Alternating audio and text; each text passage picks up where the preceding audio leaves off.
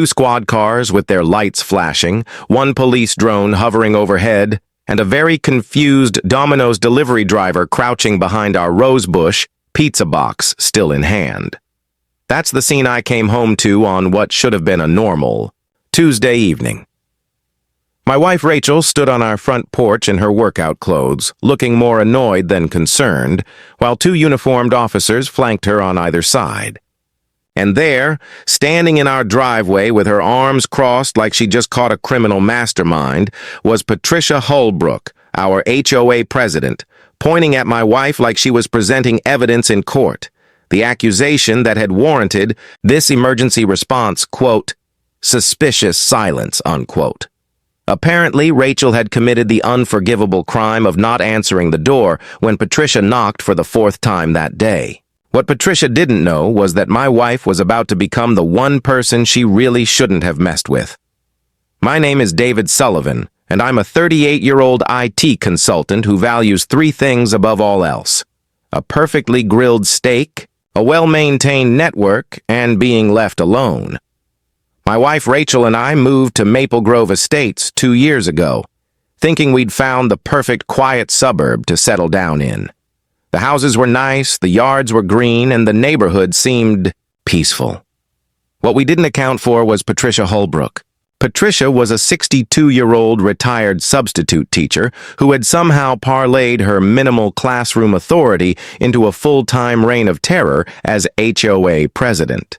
She'd held the position for 7 years running, mostly because nobody else wanted to deal with the paperwork, and partly because she ran unopposed after her last challenger mysteriously received 17 violation notices in a single week. Patricia treated our 36th house subdivision like her personal kingdom, and she ruled it with an iron fist wrapped in passive-aggressive newsletter updates.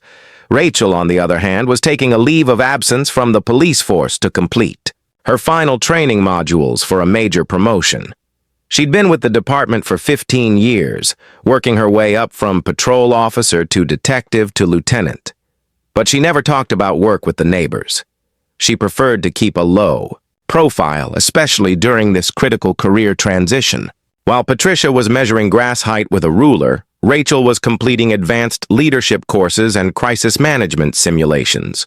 The trouble started innocently enough with what Patricia called a friendly HOA welcome basket, even though we'd been living there for 2 years. It contained a printed copy of the HOA bylaws with certain sections highlighted in neon yellow, a calendar of mandatory community events, and a thinly veiled threat disguised as a reminder about trash compliment. When we didn't immediately display overwhelming gratitude, Patricia took it upon herself to ensure we were properly integrated into the community. First came the compliance visits. Patricia would show up unannounced to verify that our garden hose was coiled counterclockwise as specified in Section 12, 3 of the landscaping guidelines. She once spent 20 minutes examining our mailbox with a level to ensure it met the precise height requirements. Another time, she stood in the street with binoculars, measuring our curtains to make sure they were an approved shade of white. When Rachel's car was parked slightly as you one morning, Patricia left a note saying it wasn't parked in a manner befitting the neighborhood aesthetic. Rachel initially tried to be polite. She'd smile, nod, and gently close the door, but Patricia's visits became more frequent and more intrusive. She'd knock during Rachel's online training sessions, demanding immediate discussions about the color of our recycling bin or the angle of our porch light. She started a neighborhood watch group that consisted entirely of herself and began conducting what she called wellness checks on any house that didn't have its blinds open by 9 a.m. When Rachel stopped answering the door altogether, Patricia's imagination went into overdrive. She told the Johnsons next door that Rachel was probably involved in some kind of illegal work-from-home scheme. She suggested to the neighborhood Facebook group that our house might be a front for identity theft operations. She even implied to the mailman that Rachel's odd hours meant she was probably, and I quote, up to something Eastern European, whatever that was supposed to mean. The situation reached its breaking point on a Thursday afternoon. Rachel was in the middle of her final qualification exam via video conference with the police commission, the deputy mayor, and several high-ranking officers. It was the last step, before her promotion would be announced. Patricia chose that exact moment to launch what she would later call a welfare intervention. She knocked on the door, then rang the doorbell, then knocked again when Rachel didn't answer because she was literally in the middle of presenting her vision for community policing initiatives to the people who would determine her professional future. Patricia escalated. She went around to the back door and knocked there. She tapped on windows. She even tried the garage door opener she'd somehow obtained the code for. When none of that worked, she did what any rational person would never do. She called 911. Her exact words to the dispatcher, according to the recording that would later become evidence, were as follows. "I have serious concerns about my neighbor who has been exhibiting antisocial behavior and refusing to respond to welfare checks. She may be in distress or engaged in illegal activities. Please send units immediately to perform a safety verification." When the 2 patrol cars arrived, lights flashing and sirens chirping, half the neighborhood came out to watch. Patricia stood at the end of our driveway, phone in hand, recording everything while providing a running commentary to the officers about Rachel's suspicious behavior patterns over the past 3 months. She'd even prepared a printed timeline of what she called concerning incidents, which mostly consisted of times Rachel hadn't waved back or had parked more than 6 in from the curb. Rachel opened the door with a kind of controlled calm that only comes from years of professional law enforcement training. She was still wearing her business blazer over yoga pants. Having just finished her video interview, the lead officer took one look at her and his eyes widened in recognition. "Lieutenant Hayes," he said with genuine surprise. "I mean, soon-to-be Chief Hayes. What's going on here?" The younger officer beside him was equally shocked. He'd been in Rachel's training class at the academy 5 years earlier. She'd actually recommended him for his first promotion. Patricia's triumphant expression flickered. She looked between the officers and Rachel, her mouth opening and closing like a fish out of water. "Excuse me," she said, her voice climbing an octave. "Did you just say chief? There must be some mistake. This woman is a security threat to our neighborhood." Rachel smiled with the patience of someone who dealt with far worse than an overzealous HOA president. "Officers," she said calmly, "I believe Miss Holbrook here is concerned because I didn't answer my door during my final interview with the police commission. The same interview that just confirmed my appointment as the new chief of police for the entire metropolitan district. The silence that followed was beautiful. You could actually hear Patricia's worldview crumbling like a stale cookie. The lead officer turned to Patricia with barely concealed frustration. "Ma'am," he said slowly, "you called 911 because the future chief of police didn't answer her door during a work meeting."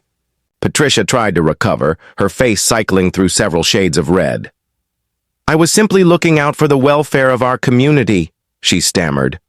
"As HOA president, I have a responsibility to ensure the safety of all residents. How was I supposed to know she was about to be in charge of law enforcement?"